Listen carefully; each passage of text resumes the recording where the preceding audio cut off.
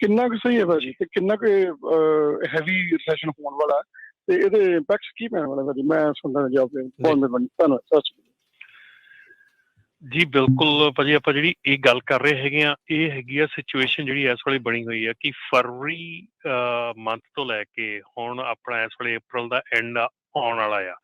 ਸੋ ਆਪਣੀ ਜਿਹੜੀਆਂ load prices ਹੈਗੀਆਂ ਉਹ ਸੀਜ਼ਨਲ ਨਾਰਮਲ ਹੋ ਗਈਆਂ ਹੈਗੀਆਂ। ਮੈਂ ਇਹ ਨਹੀਂ ਕਹੂੰਗਾ ਕਿ ਪ੍ਰਾਈਸਿਸ ਡਾਊਨ ਆ ਗਈਆਂ ਹੈਗੀਆਂ, ਪ੍ਰਾਈਸਿਸ ਸੀਜ਼ਨਲ ਨਾਰਮਲ ਹੋ ਗਈਆਂ ਹੈਗੀਆਂ। ਜੋ ਨਾਰਮਲ ਸੀਜ਼ਨ ਜਿਵੇਂ ਚੱਲਦਾ ਹੁੰਦਾ ਉਦਾਂ ਹੋ ਗਿਆ ਹੈਗਾ। ਅਸੀਂ ਜਿਹੜੀ ਚੀਜ਼ ਨੂੰ ਪ੍ਰੋਡਿਕਟ ਕਰਨ ਦੀ ਕੋਸ਼ਿਸ਼ ਕਰ ਰਹੇ ਹਾਂ, ਜਿਹੜੀ ਚੀਜ਼ ਨੂੰ ਅਸੀਂ ਕਹਿਣ ਦੀ ਕੋਸ਼ਿਸ਼ ਕਰ ਰਹੇ ਹਾਂ, ਉਹ ਇਹ ਹੈਗਾ ਕਿ ਜਿਹੜੀ ਸਿਚੁਏਸ਼ਨ ਇਸ ਵੇਲੇ ਬਣੀ ਹੋਈ ਹੈ ਕਿ ਇਸ ਵੇਲੇ ਪ੍ਰੀ ਪੈਂਡੈਮਿਕ ਜਿਹੜੀਆਂ ਸਿਚੁਏਸ਼ਨਸ ਹੈਗੀਆਂ, ਜਿਹੜੀਆਂ ਆਪਣੇ ਕੋਵਿਡ ਤੋਂ ਪਹਿਲਾਂ ਦੀ ਸਿਚੁਏਸ਼ਨ ਸੀ, ਉੱਥੇ ਆਪਣੀ ਮਾਰਕੀਟ ਆ ਟਿੱਕੀ ਆ। ਸ਼ਾਇਦ ਹੋ ਸਕਦਾ ਅਜੇ ਉੱਥੇ ਨਾ ਪਹੁੰਚੀ ਹੋਵੇ ਕਿਉਂਕਿ 19 ਦੇ ਵਿੱਚ ਕਾਫੀ ਸਿਚੁਏਸ਼ਨ ਮਾੜੀ ਸੀਗੀ। ਸੋ ਸਿਚੁਏਸ਼ਨ ਜਿਹੜੀ ਆ ਉਹ ਇਸ ਵੇਲੇ ਫਰੇਟ ਸਿਚੁਏਸ਼ਨ ਜਿਹੜੀ ਆ ਉਹ ਡੈਫੀਨੇਟਲੀ ਸਪਾਟ ਮਾਰਕੀਟ ਜਿਹੜੀ ਆ ਉਹ ਕ੍ਰੈਸ਼ ਹੁੰਦੀ ਦਿਖ ਰਹੀ ਆ। ਉਹਦੇ ਵਿੱਚ ਅਸੀਂ ਪਿਛਲੇ 3 ਮਹੀਨੇ ਦਾ ਜਿਹੜਾ ਕੱਚਾ ਚਿੱਟਾ ਹੈਗਾ ਆਪਾਂ ਦੇਖ ਰਹੇ ਹਾਂ ਕਿ ਪਿਛਲੇ 3 ਮਹੀਨਿਆਂ ਤੋਂ ਜਿਹੜੀ ਸਪਾਟ ਮਾਰਕੀਟ ਆ ਉਹ ਬਿਲਕੁਲ ਡਾਊਨਫਾਲ ਦੇ ਵਿੱਚ ਹੈਗੀ ਆ ਕਿ ਰੇਟਸ ਜਿਹੜੇ ਆ ਉਹ ਬਿਲਕੁਲ ਉਸ ਲੈਵਲ ਤੇ ਨਹੀਂ ਹੈਗੇ ਜਿਸ ਲੈਵਲ ਤੇ ਲਾਸਟ ਈਅਰ ਸੀਗੇ ਜਾਂ ਉਸ ਤੋਂ ਪਿਛਲੇ ਸਾਲ ਸੀਗੇ, ਕਿਉਂਕਿ ਉਹ ਪੈਂਡੈਮਿਕ ਸਟੇਟ ਸੀਗੀ, ਉਹਦੇ ਵਿੱਚ ਇੱਕ ਅਰਜੈਂਸੀ ਸੀਗੀ, ਸ਼ਾਰਟੇਜ ਸੀਗੀ, ਕਈ ਕੁਛ ਸੀਗਾ।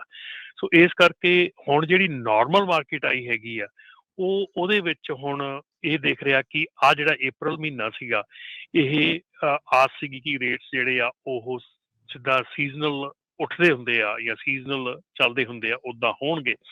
ਪਰ ਉਹਦੇ ਵਿੱਚ ਵੀ ਆ ਜਿਹੜਾ ਅਨਸੀਜ਼ਨਲ ਮੀਂਹ ਇਸ ਵੇਲੇ ਪੈ ਰਿਹਾ ਹੈਗਾ ਕੈਲੀਫੋਰਨੀਆ ਦੇ ਵਿੱਚ, ਇਹ ਬਿਲਕੁਲ ਆਫ ਸੀਜ਼ਨ ਹੈਗਾ, ਬਿਲਕੁਲ ਮੀਂਹ ਦਾ ਟਾਈਮ ਨਹੀਂ ਸੀਗਾ।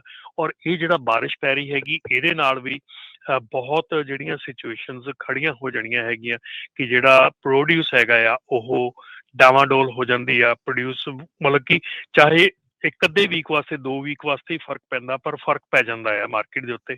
ਸੋ ਜਿੱਦਾਂ ਮਾਰਕੀਟ ਦੇ ਵਿੱਚ ਰੇਟ ਅਪ੍ਰੈਲ ਦੇ ਵਿੱਚ ਹੁੰਦੇ ਆ ਉੱਦਾਂ ਰੇਟ ਹੋਏ ਨਹੀਂ ਹੈਗੇ। ਔਰ ਹੁਣ ਨਾਲ ਦੇ ਨਾਲ ਜੇ ਥੋੜੇ ਬਹੁਤ ਰੇਟ ਜਿਹੜੇ ਹੋਏ ਵੀ ਆ ਤੇ ਉਹਦੇ ਨਾਲ ਜਿਹੜੀ ਈਸਟ ਕੋਸਟ ਤੋਂ ਜਿਹੜੀ ਬੈਕਹਾਲ ਹੈਗੀ ਆ ਉਹ ਚੀਪ ਹੋ ਗਈ ਆ, ਉਹ ਪ੍ਰਾਈਸਿਸ ਥੱਲੇ ਚਲੀਆਂ ਗਈਆਂ।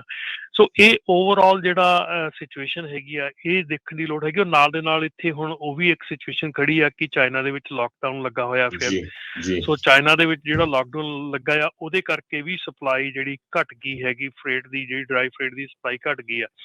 ਔਰ ਤੇ ਸਾਰਿਆਂ ਨੂੰ ਵੱਡਾ ਜਿਹੜਾ ਫਰਕ ਪਿਆ ਹੈਗਾ ਉਹ ਇਸ ਕਰਕੇ ਆ ਕਿ ਜਿਹੜਾ ਡੀਜ਼ਲ ਪ੍ਰਾਈਸਿਸ ਹੈਗੀਆਂ ਉਹ ਬਹੁਤ ਜ਼ਿਆਦੀਆਂ ਜਿਹੜੀਆਂ ਆ ਉਹ ਵੱਧ ਗਈਆਂ ਹੈਗੀਆਂ। ਅਸੀਂ ਕੱਲ ਪਰਸੋਂ ਇੱਥੇ ਆਫਿਸ ਦੇ ਵਿੱਚ ਅਸੀਂ ਨੰਬਰਸ ਨਾਲ ਪਲੇ ਕਰਦੇ ਸੀਗੇ ਕਿ ਜੇ ਇੱਕ ਬੰਦਾ ਕੇ ਜਾਂਦਾ ਹੈਗਾ ਤੇ ਨਿਊਯਾਰਕ ਨੂੰ ਉਹ 7,000 ਦਾ 7,500 ਦਾ 7,000 ਦਾ ਲੋਡ ਲੈ ਕੇ ਜਾਂਦਾ ਆ ਤੇ ਉਧਰੋਂ ਵਾਪਸੀ ਤੇ 3,500 4,000 4,500 ਤੱਕ ਲੈ ਕੇ ਆਉਂਦਾ ਆ।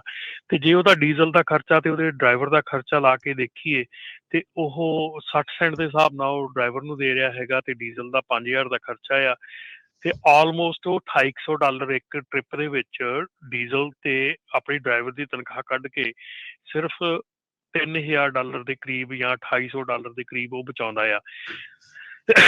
ਤੇ ਜੇ ਉਹ 3 ਗੇੜੇ ਲਾਉਂਦਾ ਮਹੀਨੇ ਦੇ ਵਿੱਚ ਡਟ ਕੇ ਨਿਊਯਾਰਕ ਦੇ ਤੇ ਉਹ ਤਕਰੀਬਨ 2,800 ਨੂੰ ਤੁਸੀਂ 3 ਵਾਰੀ ਕਰ ਲਓ ਤੇ ਤੁਸੀਂ ਆਲਮੋਸਟ 7-8 ਹਜ਼ਾਰ ਦੇ 8 ਹਜ਼ਾਰ ਦੇ 9 ਹਜ਼ਾਰ ਦੇ ਲਾਗੇ ਤੁਸੀਂ ਜਾਂਦੇ ਆ। 9,000 ਦੇ ਵਿੱਚੋਂ ਹੁਣ ਉਹਨੇ ਟਰੱਕ ਟ੍ਰੇਲਰ ਦੀ ਪੇਮੈਂਟ ਵੀ ਦੇਣੀ ਆ, 9,000 ਦੇ ਵਿੱਚ ਉਹਨੇ ਇੰਸ਼ੋਰੈਂਸ ਵੀ ਦੇਣੀ ਆ, 9,000 ਦੇ ਵਿੱਚੋਂ ਉਹਨੇ ਰਿਪੇਅਰ ਵੀ ਦੇਣੀ ਆ। ਤੇ ਤੁਸੀਂ ਇਹ ਦੇਖੋ ਵੀ ਕਿਸ ਹਿਸਾਬ ਦੇ ਨਾਲ ਨੰਬਰਸ ਜਿਹੜੇ ਵਰਕ ਕਰਦੇ ਹੈਗੇ ਆ। ਇਹ ਨਾਰਮਲ ਜਿਹੜਾ ਰੇਟ ਹੈਗਾ ਕਿਉਂਕਿ ਜਿਹੜਾ ਡੀਜ਼ਲ ਦਾ ਰੇਟ ਇੰਨਾ ਵਧਿਆ ਹੈਗਾ ਉਹਨੇ ਬਿਲਕੁਲ ਹੀ ਮਾਰਕੀਟ ਡਾਵਾਡੋਲ ਕਰ ਦਿੱਤੀ ਹੈਗੀ ਆ। ਰੇਟਸ ਜਿਹੜੇ ਹੈਗੇ ਉਹ ਸੀਜ਼ਨਲ ਨਾਰਮਲ ਹੈਗੇ ਆ, ਪਰ ਡੀਜ਼ਲ ਪ੍ਰਾਈਸਿਸ ਜਿਹੜੀਆਂ $2 ਪਰ ਗੈਲਨ ਦੇ ਪਿੱਛੇ ਜਿਹੜੀਆਂ ਹਾਈ ਹੈਗੀਆਂ, ਜਿੱਦਾਂ ਹੁਣ ਸਨੀ ਗਰੇਵਾਲ ਵੀ ਕਹਿ ਰਹੇ ਸੀਗੇ ਕਿ $900 ਦਾ $1,000 ਦਾ ਡੀਜ਼ਲ ਪੈਂਦਾ, ਆਲਮੋਸਟ 50% ਦਾ ਫਰਕ ਪੈ ਗਿਆ। $6.25 ਦੇ ਤਕਰੀਬਨ ਡੀਜ਼ਲ ਲਾਗੇ ਹੈਗਾ। ਸੋ ਉਹ ਜਿਹੜਾ $6.25 ਜਾਂ 4.25 ਤੋਂ 6.25 ਉਹ $2 ਪਰ ਗੈਲਨ ਪਿੱਛੇ ਜਿਹੜਾ ਡੀਜ਼ਲ ਵਧਿਆ ਹੈਗਾ ਨਾ, ਉਹ ਸਾਰੀ ਦੀ ਸਾਰੀ ਜਿਹੜੀ ਮੁਨਾਫਾ ਹੈਗਾ ਉਹਨੂੰ ਉਹ ਖਾ ਰਿਹਾ ਹੈਗਾ ਇਸ ਵੇਲੇ। ਔਰ ਜਿਨ੍ਹਾਂ ਵੀ ਕਿਸੇ ਨੂੰ ਫਰੇਟ ਦੇ ਫਿਊਲ ਸਰਚਾਰਜ ਮਿਲਦੇ ਹੈਗੇ ਆ ਉਹ ਥੋੜਾ ਬਹੁਤ ਸਰਵਾਈਵ ਕਰ ਰਹੇ ਹੈਗੇ ਆ, ਪਰ ਜਿਹੜਾ ਸਿੰਗਲ ਓਨਰ ਆਪਰੇਟਰ ਹੈਗਾ ਉਹਨੂੰ ਸ਼ਾਇਦ ਉੱਥੋਂ ਤੱਕ ਨਹੀਂ ਪਹੁੰਚ ਪਾਉਂਦਾ। ਸੋ ਇਸ ਕਰਕੇ ਇਹ ਜਿਹੜੀਆਂ ਸਿਚੁਏਸ਼ਨਾਂ ਹੈਗੀਆਂ, ਇਹਨਾਂ ਕਰਕੇ ਅਸੀਂ ਸਾਰੀ ਗੱਲ ਕਰ ਰਹੇ ਹਾਂ ਕਿ ਜੋ ਆਉਣ ਵਾਲਾ ਸਮਾਂ ਹੈਗਾ ਉਹ ਟਰੱਕਿੰਗ ਦੇ ਵਿੱਚ ਬਿਲਕੁਲ ਡੈਫੀਨੇਟਲੀ ਬੜਾ ਔਖਾ ਹੈਗਾ, ਈਜ਼ੀ ਨਹੀਂ ਹੈਗਾ, ਕਿਉਂਕਿ ਫਿਊਲ ਦੀਆਂ ਪ੍ਰਾਈਸਿਸ ਵੀ ਨਹੀਂ ਹਿੱਲ ਰਹੀਆਂ ਹੈਗੀਆਂ ਕਿਤੇ ਵੀ। ਤੇ ਬਾਕੀ ਦੂਸਰੀ ਗੱਲ ਆ, ਜਿਹੜੇ ਫਰੇਟ ਰੇਟਸ ਹੈਗੇ ਆ ਉਹ ਵੀ ਸੀਜ਼ਨਲ ਨਾਰਮਲ ਹੈਗੇ ਆ। ਸੋ ਇਸ ਕਰਕੇ ਜਿਹੜਾ, ਔਰ ਇਸ ਤੋਂ ਵੱਡੀ ਗੱਲ ਰਾਜਕਰਨ ਇਹ ਵੀ ਆ ਕਿ ਜਿਹੜੀਆਂ ਇਕਵਿਪਮੈਂਟ ਪ੍ਰਾਈਸਿਸ ਦਿੱਤੀਆਂ ਹੋਈਆਂ ਪਿਛਲੇ 2 ਸਾਲਾਂ 'ਚ ਲੋਕਾਂ ਨੇ, ਉਹ ਬਹੁਤ ਸਿਗਨੀਫਿਕੈਂਟ ਰੋਲ ਪਲੇ ਕਰ ਰਹੀਆਂ। ਸਾਰਿਆਂ ਨਾਲੋਂ ਵੱਡਾ ਰੋਲ ਪਲੇ ਕਰ ਰਹੀਆਂ ਕਿ ਜਿਹੜੀਆਂ ਪ੍ਰਾਈਸਿਸ ਤੇ ਜਿਹੜੀਆਂ ਇੰਸ਼ੋਰੈਂਸ ਦੇ ਰੇਟਸ ਹੈਗੇ ਆ ਉਹ ਬਹੁਤ ਜ਼ਿਆਦਾ ਹੈਗੇ ਆ, ਪਿਛਲੇ 2 ਸਾਲਾਂ 'ਚ ਦਿੱਤੇ ਹੈਗੇ ਆ। ਸੋ ਇੰਸ਼ੋਰੈਂਸ ਦੇ ਰੇਟਸ ਤੇ ਇਕਵਿਪਮੈਂਟ ਪ੍ਰਾਈਸਿਸ ਜਿਹੜੀਆਂ ਉਹ ਇੰਨੀਆਂ ਹਾਈ ਹੋਣ ਕਰਕੇ, ਸਿਗਨੀਫਿਕੈਂਟ ਹੋਣ ਕਰਕੇ ਅਸੀਂ ਕਹਿ ਰਹੇ ਕਿ ਜਿਹੜਾ ਇਸ ਵੇਲੇ ਨਾਰਮਲ ਓਨਰ ਆਪਰੇਟਰ ਲਈ ਆਹ ਟਾਈਮ ਜਿਹੜਾ ਕੱਢਣਾ ਆ ਬਹੁਤ ਹੀ ਔਖਾ ਸਾਬਤ ਹੋ ਰਿਹਾ। ਜੀ ਬਿਲਕੁਲ ਰਮਨ ਜੀ, ਕਈ ਵਾਰੀ ਕੀ ਹੁੰਦਾ, ਆਪਾਂ ਸੋਚਦੇ ਜਿਸ ਹਿਸਾਬ ਨਾਲ ਆ ਉਦਾਂ ਹੁੰਦਾ ਨਹੀਂ। ਕਈ ਵਾਰੀ ਸਾਨੂੰ ਸਰੋਤੇ ਵੀ ਮਿਲਦੇ ਆ ਪੰਜਾਬੀ ਰੇਡੀਓ USA ਡਰਾਉਂਦੇ ਬਹੁਤ ਰਹਿੰਦੇ ਆ, ਤੁਸੀਂ ਏਦਾਂ ਕਰਦੇ ਆ। ਮੈਂ ਤੁਹਾਡੇ ਨਾਲ 3 ਹੈਡਲਾਈਨ ਅੱਜ ਦੀਆਂ ਸਾਂਝੀਆਂ ਕਰਦਾ ਟਰੱਕਿੰਗ ਦੀਆਂ, ਤੇ ਤੁਸੀਂ ਸਰਪ੍ਰਾਈਜ਼ ਬਹੁਤ ਹੋਣਾ।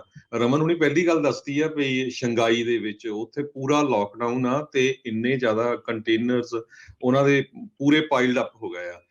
ਟੈਸਲਾ ਕੰਪਨੀ ਨੇ ਉਹਨਾਂ ਨੂੰ ਕਿਹਾ ਵੀ ਤੁਹਾਨੂੰ ਕੰਪਨੀ ਚਲਾਉਣੀ ਪੈਣੀ ਆ, ਤੇ ਚਾਈਨਾ ਵਾਲਿਆਂ ਨੇ ਕਿਹਾ ਵੀ ਜਿਹੜੇ ਟੈਸਲਾ 'ਚ ਕੰਮ ਕਰਦੇ ਉਹ ਕੰਪਨੀ ਦੇ ਵਿੱਚੇ ਰਹੂਗੇ, ਵਿੱਚੇ ਉਹਨਾਂ ਨੂੰ ਫੂਡ ਦਿੱਤਾ ਜਾਊਗਾ, ਕੰਪਨੀ ਤੋਂ ਬਾਹਰ ਨਹੀਂ ਜਾ ਸਕਦੇ। ਇਹ ਅੱਜ ਵਾਲ ਸਟਰੀਟ ਜਰਨਲ ਦੀ ਮੇਨ ਨਿਊਜ਼ ਆ। ਹੁਣ ਦੂਜੀ ਨਿਊਜ਼ ਆਈ ਹੈ ਫੋਰਚੂਨ ਮੈਗਜ਼ੀਨ ਦੀ ਮੇਨ ਨਿਊਜ਼, ਕਹਿੰਦੇ 90% ਲੌਂਗ ਹਾਲ ਟਰੱਕਿੰਗ ਮੇ ਸੂਨ ਵੀ ਸੈਲਫ ਡਰਾਈਵਿੰਗ। ਤੇ ਇਹ ਦੇਖੋ ਮੇਨ ਨਿਊਜ਼ ਆ। ਆਪਾਂ ਸੋਚਿਆ ਕਿ ਨਹੀਂ ਇਹ ਹੋ ਨਹੀਂ ਸਕਦਾ, ਪਰ ਜਿਹੜੀ ਕੰਪਨੀਆਂ ਨੇ ਕਰਨਾ, ਕੌਨਵੇ ਕੰਪਨੀ ਜਿਹੜੀ ਐਮਾਜ਼ੋਨ ਦੇ ਵਿੱਚੋਂ ਹੀ 2 EMPLOYE ਨਿਕਲੇ ਸੀ, ਉਹ ਹੁਣ ਕੌਨਵੇ ਦੇ CEO ਆ। ਉਹਨਾਂ ਨੇ 2015 ਸਟਾਰਟ ਕੀਤੀ ਸੀ। ਉਹ ਅੱਜ CNBC ਦੀ ਮੇਨ ਨਿਊਜ਼ ਆ ਵੀ $3.8 ਬਿਲੀਅਨ ਦੀ ਹੋ ਗਈ ਆ। ਤੇ ਉਹਨਾਂ ਨੇ ਇਹ ਕਿਹਾ ਵੀ ਆਉਣ ਵਾਲੇ ਦਹਾਕੇ ਦੇ ਵਿੱਚ ਜਿਹੜੀਆਂ ਕੰਪਨੀਆਂ ਆਪਾਂ ਕੰਸੋਲੀਡੇਟ ਕਰ ਦੇਣੀਆਂ, ਜਿਹੜੀਆਂ ਸਾਰੀਆਂ ਡਿਜੀਟਲੀ ਲੈਡ ਹੋ ਗਈਆਂ ਤੇ ਡਾਟਾ ਲੈਡ ਹੋ ਗਈਆਂ। ਸੋ ਬਹੁਤ ਚੇਂਜਸ ਆ ਰਹੀਆਂ ਹੈਗੀਆਂ।